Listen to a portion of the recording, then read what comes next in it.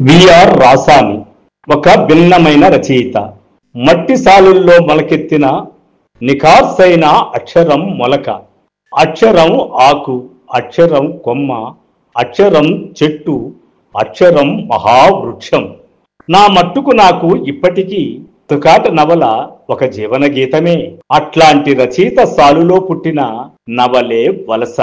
వలస అంటే ఏముంది? అమ్మ పేగు తెంచుకొని ఎక్కడో దూరంగా విసిరివేయబడడం, బతుకు తెరువు కోసం బరువులు మోసుకుంటూ ఊరుగాని ఊరు వెళ్ళిపోవడం. చిన్నాయన, పెదనాయన, అన్న కొడుకు, తమ్ముడు బిడ్డలు, సొంత తల్లిదండ్రులు అందర్నీ వదులుకొని ఆకలి కోసం పరుగు ప్రయాణం చేయడమే కదా. ఆ పరుగు ప్రయాణాన్ని దర్పణం పట్టిన నవలే వలస. చూస్తూ ఉండగానే ఊరు ఖాళీ అయిపోతుంది. ఇంకేముంటాయి?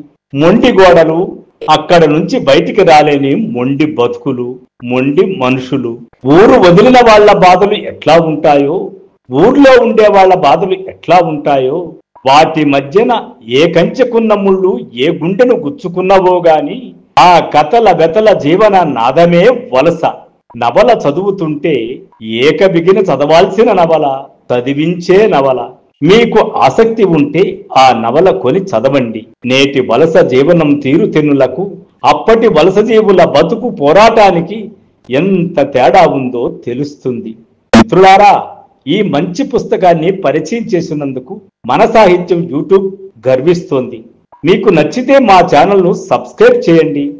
మరీ నచ్చితే కామెంట్ చేసి ఆ నవలను కొని చదివేయండి. చదివేస్తారు కదూ? Thank you. లైక్ను కూడా మర్చిపోకండి.